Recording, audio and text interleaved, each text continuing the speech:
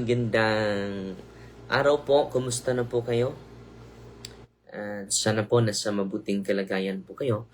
Ngayong araw pala ay kapistahan sa isa sa mga idolo na santo natin, Saint Benedict of Nursia.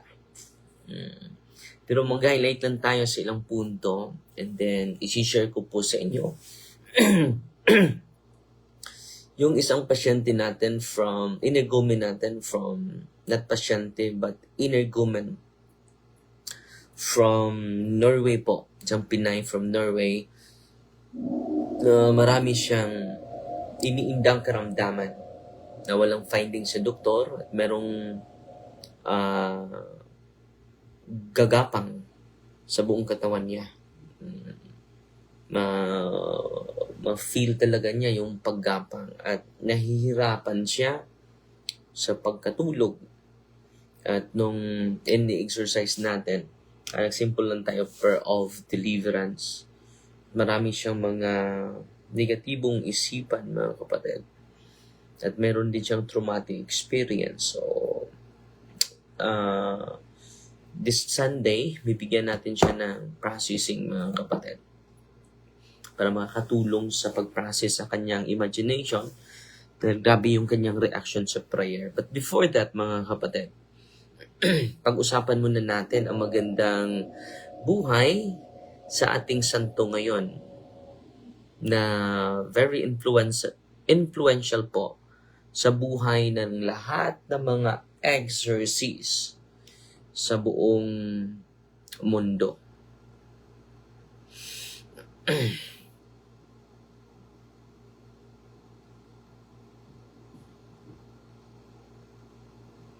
Dahil ito si Saint Benedict ay isa sa mga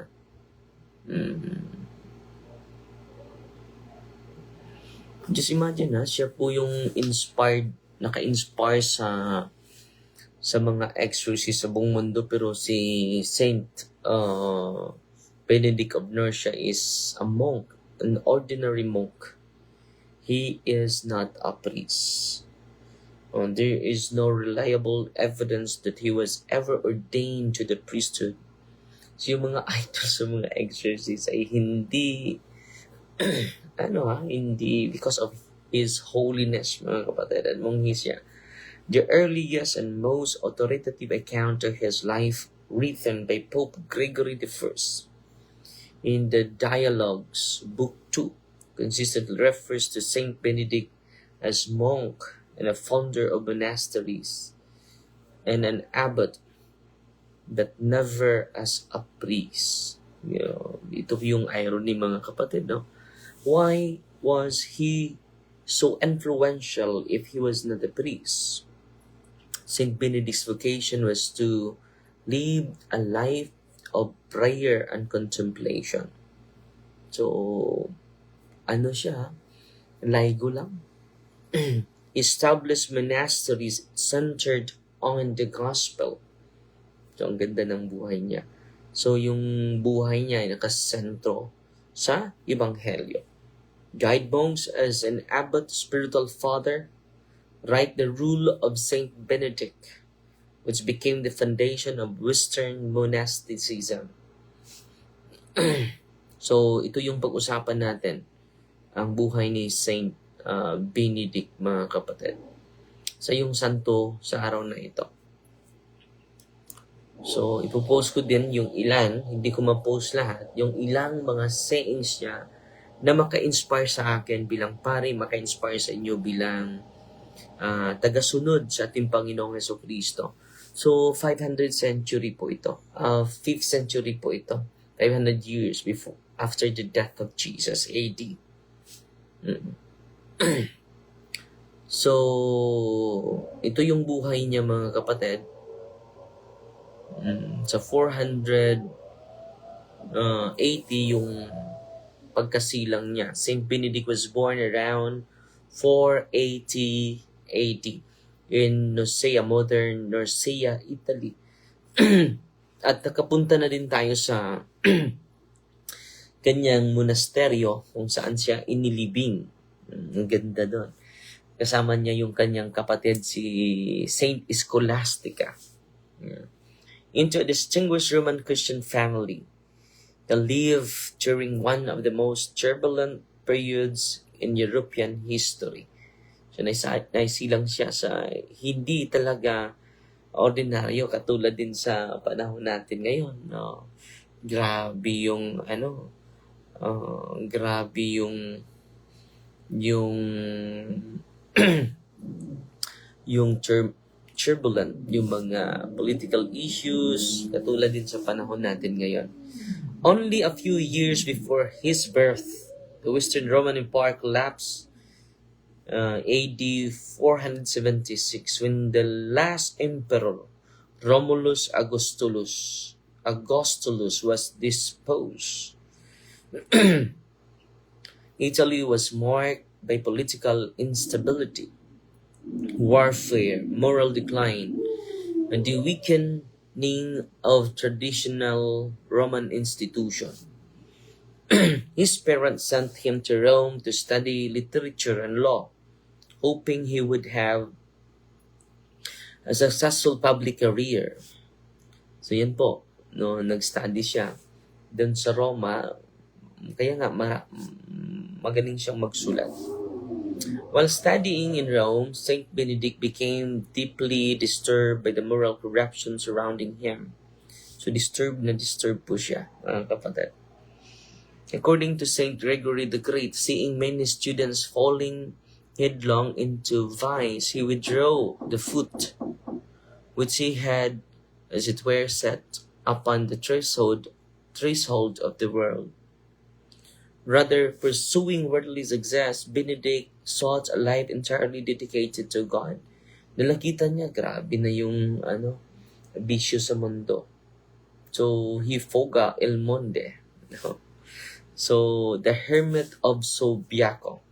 Saint Benedict left Rome and traveled east to Subiaco, where he met the monk Romanos. So, meron siya nakilala na pwede gawin para mawala ang anong gawin. Go to confession po, receive the sacrament of confession kung totoo yun, and then break the generational curses, break the satanic seal. Lapit kayo sa pinakamalapit na deliverance ministry connected to your dioceses po para ma-deliverance po kayo at mabigyan po kayo ng catechism po. Okay? Romanos clothed him in a monastic habit and directed him to secluded cave known today as Sacro Spico. There Benedict lived as a hermit for about 3 years. During this period, he devoted himself to continual prayer, fasting, meditation, and sacred scripture, manual labor, spiritual combat against temptation. Romanos secretly lowered food to him by a rope from the cliff above. So, meron siyang nakilala na isang hermit, mga kapatid. Ang pangalan is si Romano. And dinamitan siya dahil this hidden life became the foundation of Benedict's spirituality. So, ito yung simula sa bukasyon niya. So, nag-withdraw siya sa dream niya na maging abogado, maging sikat, anyag na abogado. No? This hidden life became the foundation of Benedict's spirituality. So, spiritual warfare. The dialogues describe Benedict enduring severe temptations. So, siya po ay grabe yung experience siya sa temptation. One famous account tells how he was violently tempted by memories of a woman he had once seen in Rome. So, yung imagination niya ay grabe. Instead of yielding to that imagination, Benedict threw himself into thorn bushes and nettles until the temptation subsided. So, grabe. Marami siyang sugat. Dahil doon, tinapon niya yung sarili niya sa mga, sa mga thorn bushes. Yung mga may may mga mga tunok, mga tinik, no? At tinapon niya yung sarili niya doon. At grabe. Grabe mga kapatid, yung kanyang mga sugat. Hindi nawala yung temptation sa kanyang imagination. Saint Gregory comments that through this victory, Benedict gained remarkable mastery over his passions. Throughout his life, Benedict was known for confronting demonic attacks through the sign of the cross. So, the sign of the cross, prayer, fasting, confidence in the Lord. This explains why he later became one of the saints most associated with exorcism ministry. So isa siya sa mga inspiration talaga sa exorcism ministry, mga kapatid.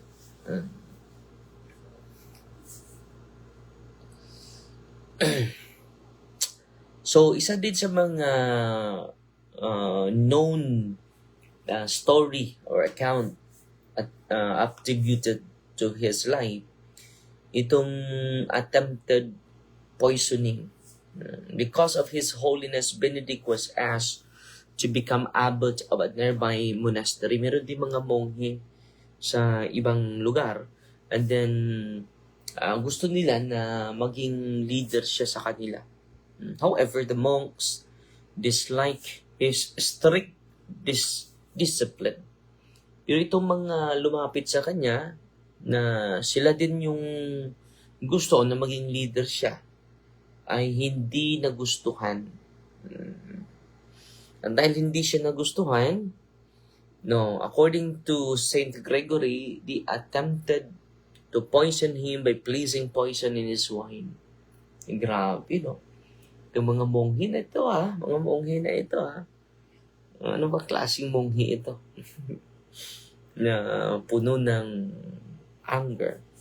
So, ito po ay patunay, mga kapatid, na grabe yung occult spirits ng mga tao. Tayo dito sa Bohol is Daguhoy.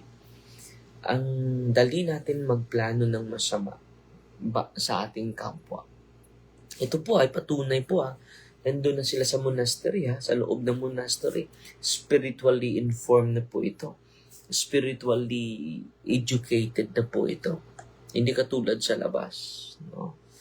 Kung nangyari ito sa loob ng monasteryo, mangyayari din ito sa labas. No? So, dito makikita natin, yung leader nila, dahil hindi naaayon sa kanilang interest, hindi naaayon sa kanilang preference, nagplano na silang patayin si Saint Benedict. When Benedict made the sign of the cross over the cup, dito po, sa kapangyarihan ng cross, the cup shattered instantly.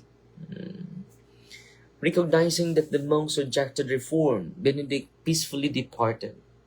At dahil hindi nila gusto ng pagbabago, nakita po ito ni Saint Benedict dahil pinopoison po siya. So, umalis siya sa kanila. And then founding 12 monasteries. Dito na nagsimula. Yung nagtayo na siya ng maraming mga monasteryos. Returning to Subiaco, Benedict gathered many disciples. He established 12 monasteries, each containing appropriately 12 monks under an abbot. So parang 12 apostles. Among his earliest disciples were Saint Maurus, Saint Placid. These monasteries became centers of prayer, learning, Christian civilization. At yan din yung center natin, is a center of evangelization, center of catechism po. So, Mount of Cassino. Around 529 AD, Benedict moved south and founded the famous monastery of Monte Cassino. It had once been a pagan temple dedicated to Apollo. Benedict destroyed the remaining idols, built a church dedicated to Saint Martin and a church dedicated to Saint John the Baptist. So yung idol nila is Saint John the Baptist. Siya talaga yung modelo, si Saint John the Baptist sa mga monastic life. Doon siya sa diserto namumuhay. And transformed the mountain into one Christianity's greatest monastic centers. Monte Cassino became the mother house of Benedictine monasticism. So nakapunta na tayo dun, ha. So yung rules niya sa kanyang community, ito po, humility, guided by humility, obedience, stability, community life, moderation, hospitality, prayer work. Its famous spirit is summarized by the later Benedictine motto, ora et labora, pray and work. So yan po yung buhay ni Saint Benedict, no? At ito yung magandang saying siya. Prayer ought to be short and pure. Unless perhaps it is prolonged by inspiration of the divine grace. No? The quality of prayer matters more than its length. Sincere prayer is marked by reverence and simplicity. Ang ganda nito, no? So yung dasal natin, mga kapatid, ought to be short and pure. Unless perhaps it is prolonged by inspiration of divine grace. Okay? So, ngayon mga kapatid, pag-usapan natin itong babae from Norway. I think more than 50 years old po siya. I think 50 years old po siya. Kahapon, dahil wala tayong open ngayon, dahil sa bagyo, akala natin na mag-landfall bukas.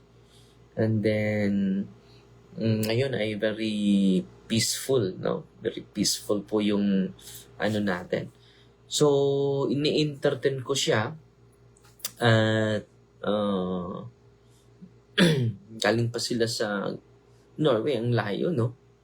At ang nangyari, mga kapatid, nung sinabi niya na na may gagapang daw sa buong katawan niya.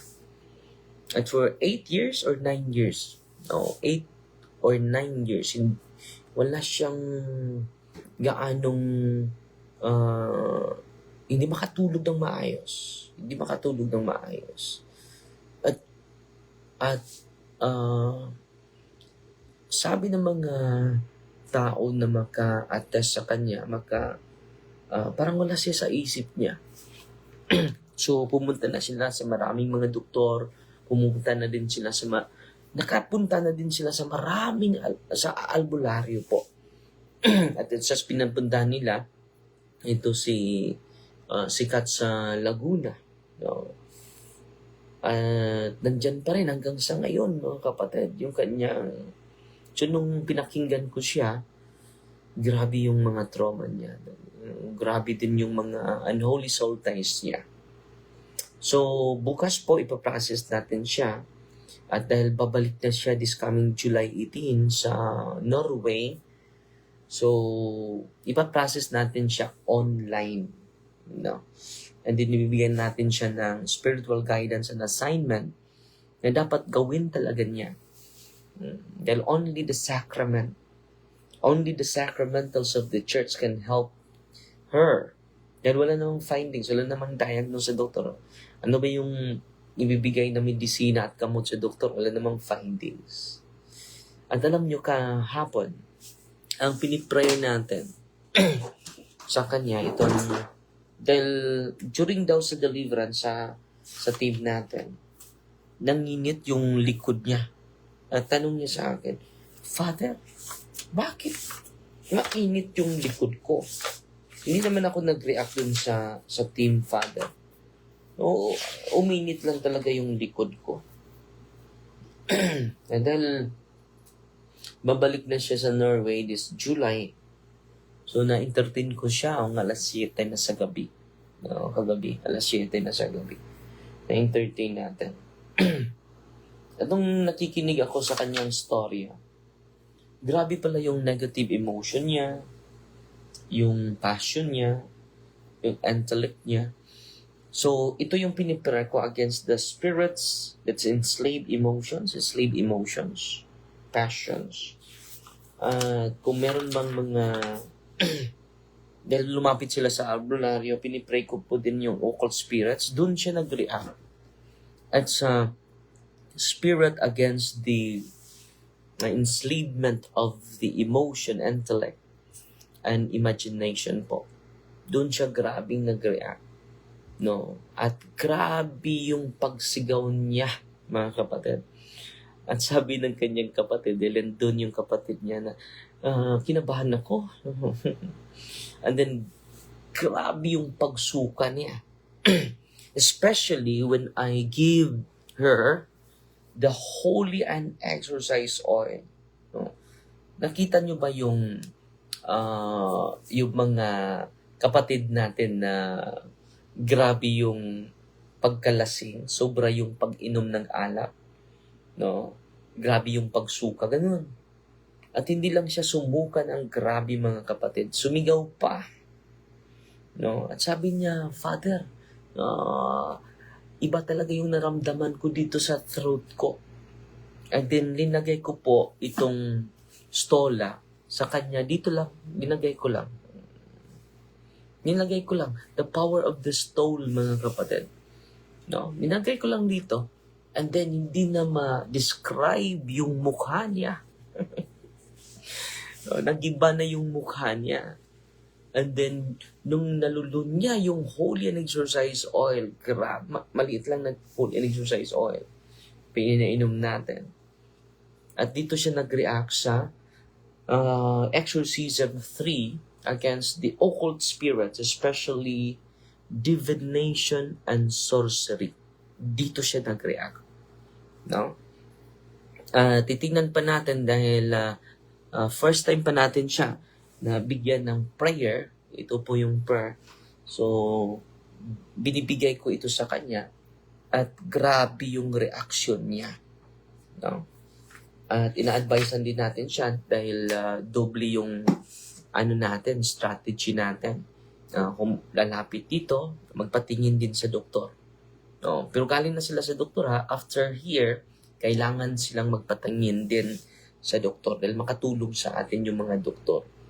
Dahil minsan, ito po yung naranasan ko, personal experience natin, na mayroong mga pasyente na before deliverance, walang findings. After deliverance, makita na yung findings nila.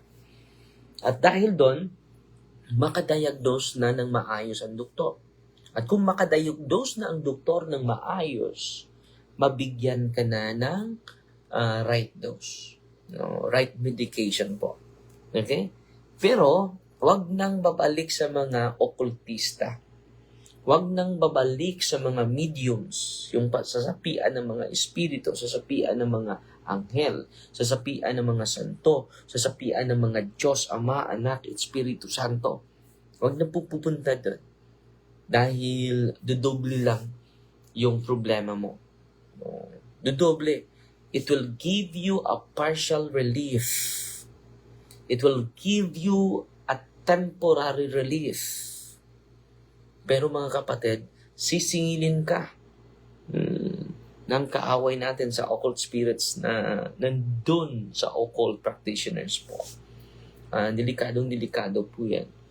So, bukas po, itong babaeng ito from Norway, bibigyan pa natin ng processing and simple prayer of deliverance. And then magkakita pa kami this coming Friday para sa final na hindi po final, beginning pa po yan.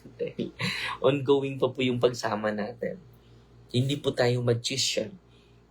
Because the grace of God, ito po yung laging inuulit natin sa mga kapatid natin, sa mga mahal natin na kapatid na bibisita sa office. The grace of God will operate when we cooperate. Kung hindi ka mag-cooperate, paano natin ma-enjoy the abundance of God's grace when we never cooperate. Kailangan mag-cooperate talaga, mga kapatid. No? Through your cooperation, malaking tulong po yan, kapatid. No? So, pinaprocess pa natin yung kapatid natin from Norway pa, ha? At ang tagal na po, between 8 to 9 daw yung karamdaman niya. Walang diagnose, walang finding sa doktor. Pinagawa pa natin sila ng historical background para ma-widen din. Dahil may mga specific prayer dito na kailangan na maibigay natin sa merong evil eye. No? So, na-curse siya through evil eye. No? So, kailangan din. So, kung connected siya sa mason, may specific renouncement. So, kailangan ma-interview. Kailangan talaga magsagawa ng narrative, historical background sa whole family po. At kung meron siyang occult third eye, may prayer din tayo about the closing of the occult third eye. Or sa kanilang lingwahe is chakra points. So, para ma-exercise natin yung mga senses nila. And then ma-close din natin yung kanilang third eye. So, meron din tayong prayer against evil eye of lust. No? Evil eye of malice, hatred, envy, and jealousy. So, itong evil eye, kailangan kapag ma-interview natin yung pasyente, kailangan talaga may narration siya. Dahil ang daming prayer na maibigay natin, na it is the prayer of the church po. Kaya nga, this coming August 3 to 7, dun tayo sa updating po. At walang humpay na pag-update po, kailangan po natin yan. Dahil hindi po basta-basta yung kaaway natin. He is greater than our intelligence, mga kapatid. Yan po. No? Yan po ang kinakailangan natin na ma-update din tayo dahil ongoing po yung nag-upgrade din yung kaaway natin, di ba? So, meron tayong Eastern Catholic prayers of spiritual liberation sa mga magic, black magic. Ano itong black magic? Witchcraft and sorcery. Ito yung ipipray natin kapag makita natin sa interview and then ma-discern natin kailangan niya ito ng prayer. Sa sorcery and then curses. Pwede din natin ang prayer for the impassioned or imprisoned by demons. So, every manner demonic illness or uncontrolled, impassioned. Exorcism for those impassioned or imprisoned by demons. Para bang kinukulong yung isipan mo, parang hindi makalabas. Ito yung i-pray natin. Yung mga pasyente natin na tulala, no? Bigla lang mag-wild kung walang hallucination, hindi po yun, kung hindi lang mere psychological reason ang behind sa kanyang pagloading, kailangan natin ito. Itong prayer for those impassioned or imprisoned by demons. Meron ding demonic illness or controlled by demon. So, yung sakit mo ay dahil sa infestation, pwede ito. Prayer of interdiction over one suffering from demons. Ito din. Pwede din ito na ipagdasal natin.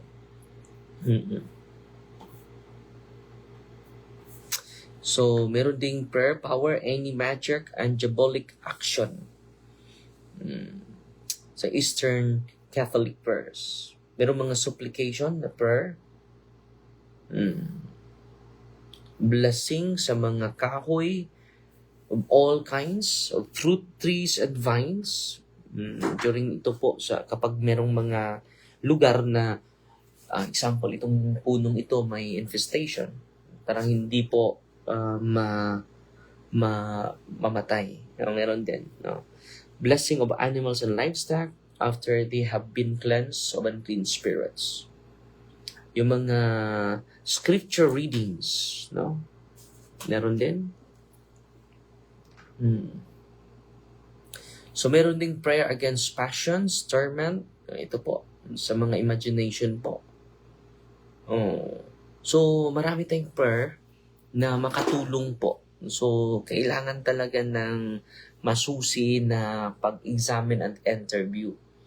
And then, yung case officer, yung deliverance minister natin makatulong sa akin to help me the specific prayer that will be given to the inner comment po. Okay, yun lang po muna ha. Pasalamat tayo sa inyong lahat. Sa star sila natin, nag-iisa, si Yang 100 sir. Salamat po. Tatapusin natin ito sa isang panalangin. In the name of the Father, and of the Son, and of the Holy Spirit. Amen. Our Father, who art in heaven, hallowed be the name. Thy kingdom come, the will be done on earth as it is in heaven. Give us this day daily bread, and forgive us our trespasses, as we forgive those who trespass against us. And lead us not into temptation, but deliver us from evil. Amen. Hail Mary, full of grace, the Lord is with you. Blessed are you among women, and blessed is the fruit of thy womb, Jesus. Holy Mary, Mother of God, pray for us sinners, now at the hour for death. Amen. Glory to the Father, to the Son, and to the Holy Spirit, was in the beginning, is now, and ever shall be, world without end. Amen. In the name of the Father, the Son, the Holy Spirit. Amen. So, Fighting Maria, the tax of thee with a humble